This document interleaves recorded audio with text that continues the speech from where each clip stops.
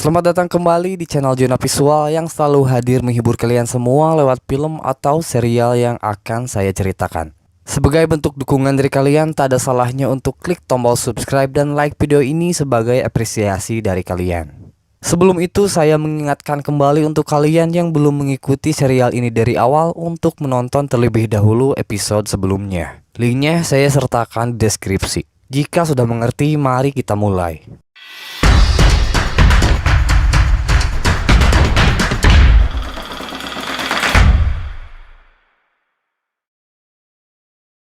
Melanjutkan episode sebelumnya, kita masih berfokus kepada sosok Ragnar yang baru saja kedatangan seseorang yang mengaku sebagai King Harald. Dari sini, sepertinya Ragnar kurang menunjukkan antusiasnya dengan kehadiran Harald. Meski begitu, Harald nampaknya sudah tak sabar lagi untuk ikut berpartisipasi dalam penyerangan Paris. Saking semangatnya, ia melaporkan kepada Bjorn bahwa pasukan yang ia miliki sedang melakukan perjalanan ke Kattegat dengan jumlah sekitar 600 personil. Di antara 600 personilnya itu, adik dari King Harald yang bernama Halfdan turut serta dalam perjalanan ke Kattegat. How many boats and men do you have? 20 boats, about 600 men. Told Ragnar mine is a small kingdom. And when will they arrive? My brother Halfdan is bringing them. They must already be on their way. You have such ambitions. What are we here for except to achieve fame? What else is there? What? Sementara itu, Kalb dan Lagertha semakin kompak untuk membangun kekuatan karena sebentar lagi mereka akan ikut andil dalam penyerangan Paris. Namun di balik itu, Lagertha memberitahukan kabar gembira bahwasanya saat ini ia sedang mengandung anak dari Kalb. Tentu, mendengar hal tersebut, Kalb merasa bahagia dan di kesempatan ini Kalb mengungkapkan keinginannya untuk menikah dengan Lagertha. I too have a surprise. I am with child. So very happy. Me too. Marry me, Lagertha. Marry me, I've all... I'm sorry. Don't be sorry. Say that you'll marry me. Berpindah ke istana kerajaan Wessex, di sana King Aila, Queen Quentrid dan tentunya King Egbert sedang berkumpul membicarakan masa depan Mercia. Jadi gini, Mercia saat ini masih dipegang oleh bangsawan sekaligus panglima terkuat di Mercia. Satu-satunya pilihan agar Quentrid kembali mendapatkan tahtanya yaitu dengan melakukan invasi besar-besaran. Tentu, untuk hal itu mereka harus mengeluarkan biaya yang tak sedikit dan setidaknya menurunkan pasukan dengan jumlah yang banyak. Dalam hal ini, Ethelwulf mendukung permintaan Quentrid yang mendesak kedua raja untuk mengangkat senjata dan menyerang Mercia. Karena tak ada pilihan lain, akhirnya King Egbert dan King Aila setuju menggabungkan kekuatan dan menurunkan prajurit-prajurit terbaiknya. Is for both of you noble king to raise your armies way forward. The only choice now and invade Mercia and rid my I agree with the Queen. There is no other choice now. Very well, we shall take your advice. Beralih ke istana Paris, di sana Roland yang memiliki ambisi untuk menjatuhkan posisi Count Odo mulai bergerak dengan memberikan pernyataannya kepada King Charles. Ia bersaksi bahwa selama ini diam-diam Count Odo tengah mengincar mahkota raja. Pernyataan Roland diperkuat oleh Therese, yang di sini Therese berperan sebagai selirnya Count Odo untuk mendapatkan informasi. Yang mana biasanya seorang lelaki lebih cenderung untuk membocorkan rahasianya kepada selirnya. You asked for a private audience. You mean Count Odo?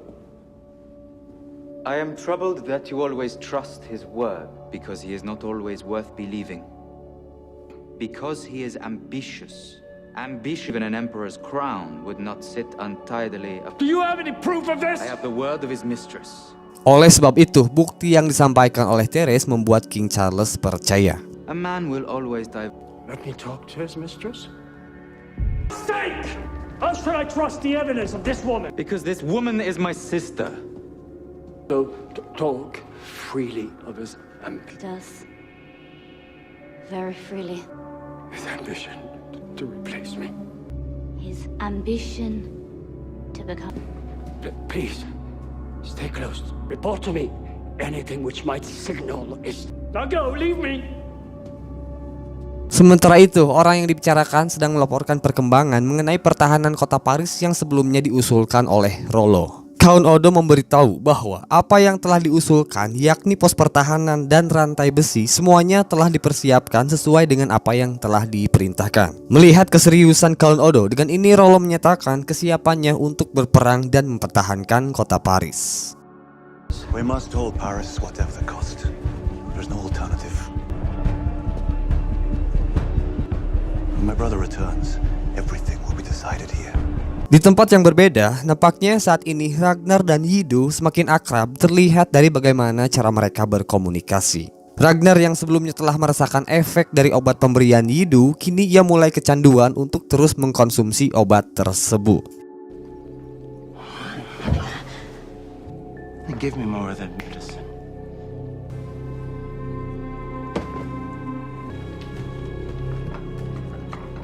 Sementara itu, King Harald digembirakan dengan kedatangan sang adik yang bernama Halfdan beserta pasukannya yang baru saja tiba di pelabuhan. Adik kakak ini langsung menghampiri Ragnar untuk menyatakan antusias mereka untuk ambil bagian ke dalam penyerangan Paris. This is Kattegat. King Ragnar. Meet the notorious King Ragnar. This is my brother, Halfdan. It's a great honor. You seem eager to fight. Yes, it's true. When do we sail for Paris? Not just for the sake of fighting, but for the beauteous. In the name of Odin, I would kill them all. And against the Christians, yes, I hate the Christians. You'll have the opportunity to kill a great number of them once we reach Paris. Seperti biasa, di malam harinya mereka semua berpesta di aula besar. Di momen itu juga, Floki muncul di depan umum untuk pertama kalinya setelah beberapa waktu ke belakang ia dikucilkan oleh semua orang. Lantas, Harald mencoba memanfaatkan hal itu dengan meminta kepada Floki untuk bergabung bersamanya.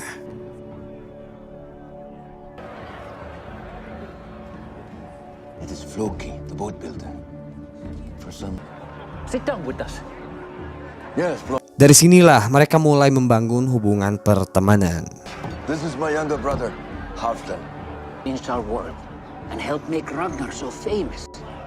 Why would he fall out with someone like you? Because I killed his pet Christian. Floki, new friendships. Skål.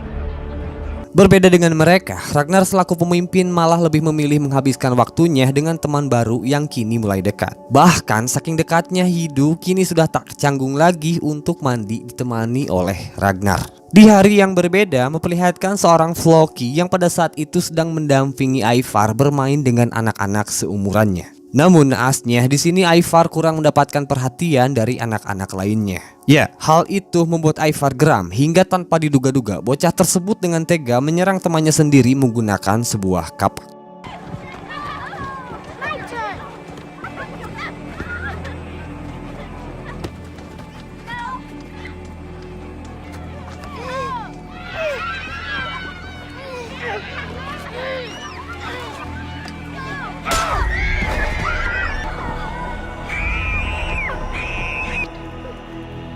Not your fault. Sementara itu, Bjorn masih dibingungkan dengan sebuah cincin yang ia dapat dari seseorang yang berusaha membunuhnya beberapa waktu ke belakang. Melihat cincin itu, Thorpe kebingungan karena menurut sepengetahuannya cincin tersebut sebelumnya dimiliki oleh Erlendur. Dengan apa yang disampaikan oleh Thorpe membuat Bjorn menjadi tahu siapa orang yang telah mengutus pembunuh bayaran untuk membunuh dirinya. Where did you find this? I took it from someone. Why are you so interested? By the way, that was Erlender's ring. He got it from his father, King Horik. Beralih ke Hebedi, di sana Lagertha telah memantapkan pilihannya untuk menikah dengan Karl. Di hari itu juga mereka berdua akan melangsungkan pernikahannya. Memandang kecantikan Lagertha, Karl merasa bahagia karena sebentar lagi ia akan mewujudkan impiannya untuk menikah dengan Lagertha. Legacy, you look so...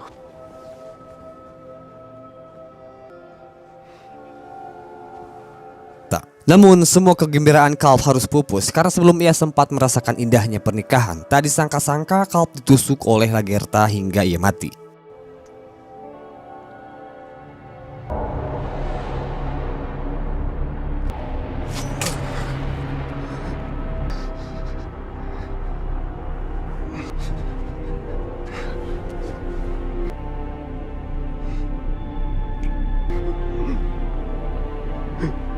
Benar, hal itu ia lakukan sebagai bentuk pembalasan atas perbuatan Khald yang telah merebut kekuasaannya. Dengan ini, semua orang bersorak menyatakan bahwa kini Lagertha merupakan penguasa tunggal di Hepedi.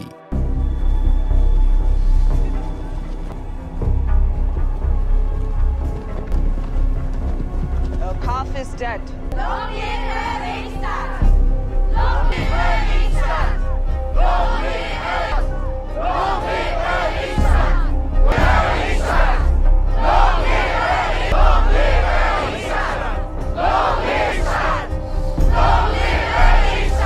Berlanjut ke episode ke-6, di sana Ragnar mengumpulkan pasukan perangnya untuk mengumumkan beberapa informasi penting. Pertama, ia mengumumkan bahwa 3 minggu dari sekarang mereka akan melakukan ekspedisi ke kota Paris.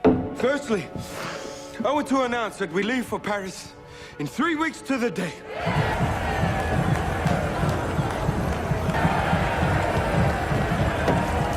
Selanjutnya, Ragnar memberitahu bahwa kedua putranya yakni Ubed dan Hipsuk akan menjalani sebuah upacara untuk menjadikannya sebagai Viking. And we are here to perform an important... My 2 boys, Upa and Fitzer, will receive the sacred arm rings. Ya, Ubed dan Hipsuk akan menerima sebuah gelang suci yang mana hal itu merupakan pertanda bahwa mereka berdua kini telah resmi menjadi seorang Viking. Take this offering of earth and soul. These arm rings symbolize your coming of age, your king, and your father. They also bind you in loyalty and fealty to me. So you will sacrifice your honor and your place in Valhalla. Any oath you swear upon these rings must be kept, or else. Do you swear so? Yes, Father. Put on your rings, my brothers. Setelah sesi upacara selesai, Ragnar mengatakan kepada sang istri bahwa ia akan membawa kedua anaknya ke Paris untuk memperkenalkan seperti apa atmosfer peperangan. I'm taking the boys with me to Paris. They're too young. This is my decision. In any case, they're safer with me than they were the last. Sama halnya dengan Ragnar, di istana Wessex, King Egbert mengumpulkan rakyatnya untuk menginformasikan beberapa hal penting. Namun bedanya, di sini King Egbert mengumumkan bahwa ia berencana akan mengirim cucu kesayangannya, yaitu Alfred, untuk melakukan perjalanan spiritual ke kota Roma. Rencananya, Alfred akan dipandu oleh Pastor Fredentius, yang mana perjalanan tersebut merupakan usulan dari ia sendiri. Alfred on a pilgrimage to Rome, so that he might see the holy city and meet his holiness. This idea was given to me by Father Prudentius.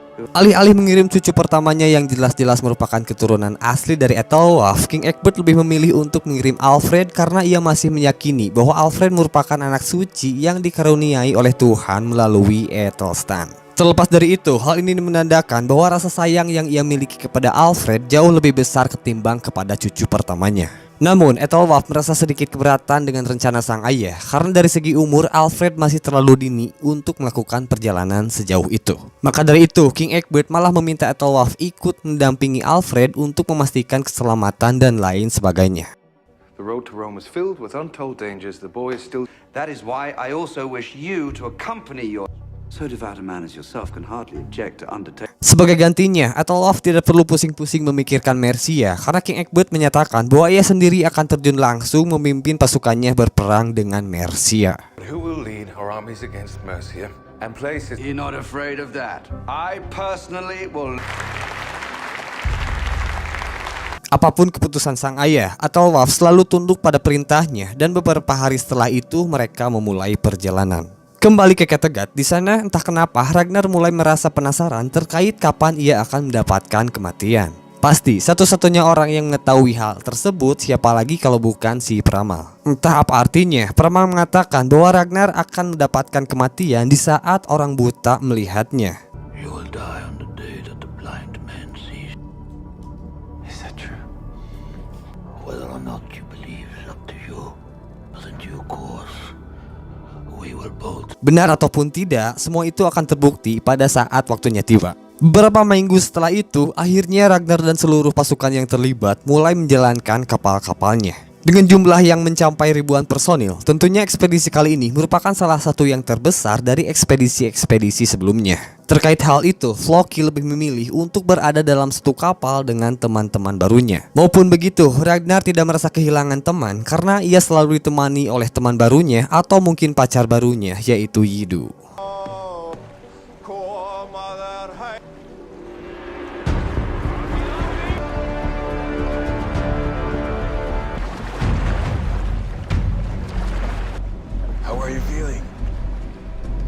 Perjalanan menuju kota Paris pastinya tidak mudah karena mereka membawa sekitar ratusan kapal. Namun berkat pengalaman dari perjalanan sebelumnya membuat mereka tahu arah mana saja yang harus mereka lalui menuju kota Paris.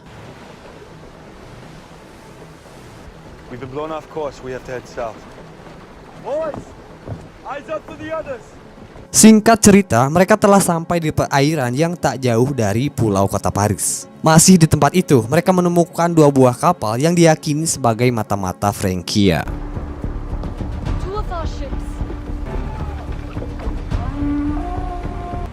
Frankish scouts. Benar saja, di dalam pulau tersebut mereka mendapati puluhan pasukan Francia yang sedang berkemah.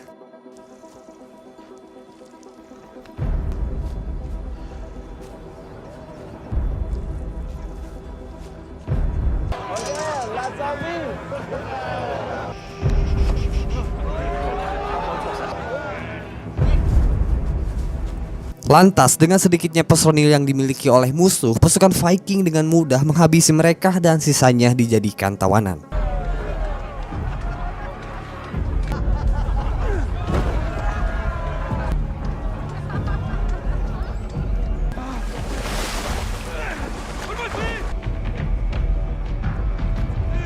Dari semua pasukan musuh yang berhasil mereka tangani, 1 orang mata-mata Francia berhasil lolos dan ia segera memberitakan kabar keberadaan pasukan Viking melalui sinyal api.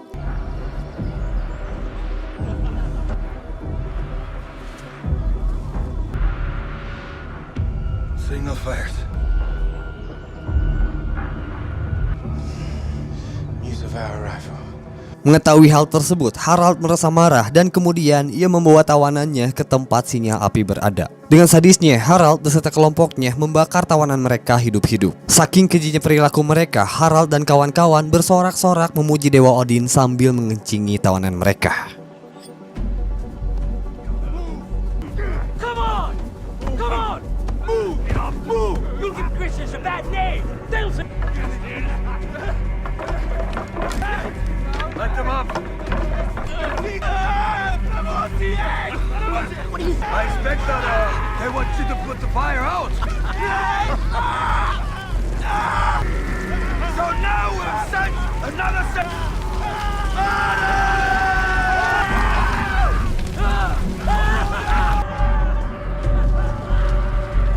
Sementara orang lain melakukan hal-hal gila, Ragnar malah bermanja-manjaan kepada Yidu. Bukan tanpa alasan, Ragnar tidak bisa menahan ketergantungannya akan obat-obatan yang dibuat oleh Yidu. Berpindah ke istana Paris, di sana King Charles merasa cemas setelah mengetahui keberadaan bangsa Viking yang sebentar lagi akan tiba ke kota Paris. Dalam hal ini, King Charles percaya bahwa dengan bantuan yang diberikan oleh Rollo, mereka mampu memenangkan pertempuran melawan bangsa Viking. Namun semua itu tergantung dengan sikap Rollo apakah ia tetap akan berada di pihaknya. Maka dari itu, King Charles memohon kepada Rollo untuk tidak berkhianat. Saking takutnya hal itu terjadi, King Charles bersedia berlutut untuk menunjukkan bahwa ia benar-benar ingin Rollo setia kepadanya.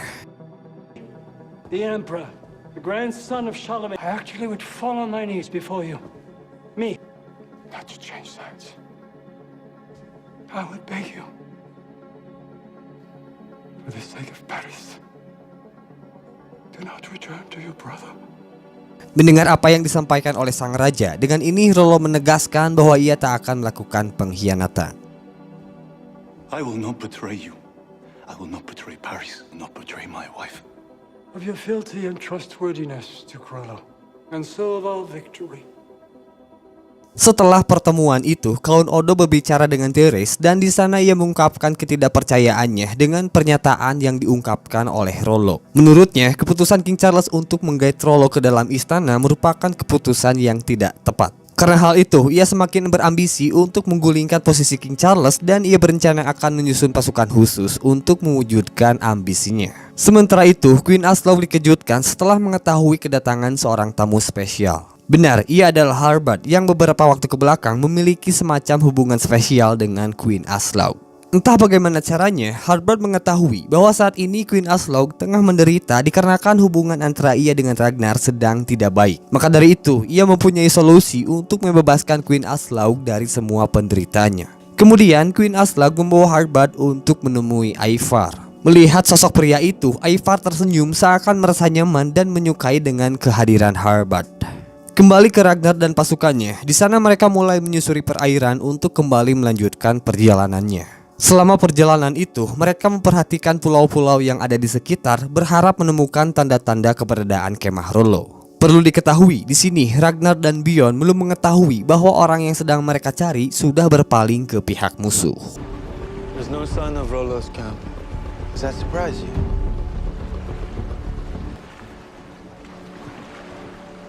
Dari banyaknya daratan yang ada di sekitar perairan tersebut, tak ada satupun yang menunjukkan tanda-tanda keberadaan kemahnya Rollo. Meskipun begitu, Bjorn yang sangat menyayangi pamannya tersebut masih berharap akan keberadaan sang paman. Namun, semua harapan Bjorn harus pupus karena faktanya pamannya tersebut telah berpaling dan berada di barisan depan pasukan Paris. Jelas, hal itu membuat Ragnar marah sekaligus kecewa karena ini adalah untuk yang kedua kalinya Rollo berkhianat kepadanya.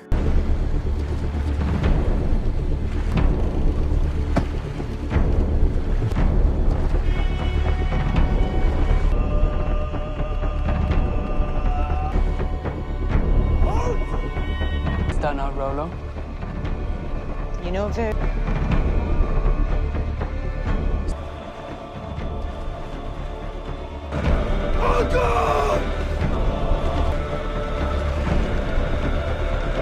Bagaimana kelanjutan ceritanya? Tunggu kami di episode selanjutnya. Cukup sekian untuk episode ini dan terima kasih telah menonton video ini sampai selesai. Mohon maaf bila ada salah-salah kata. Assalamualaikum warahmatullahi wabarakatuh.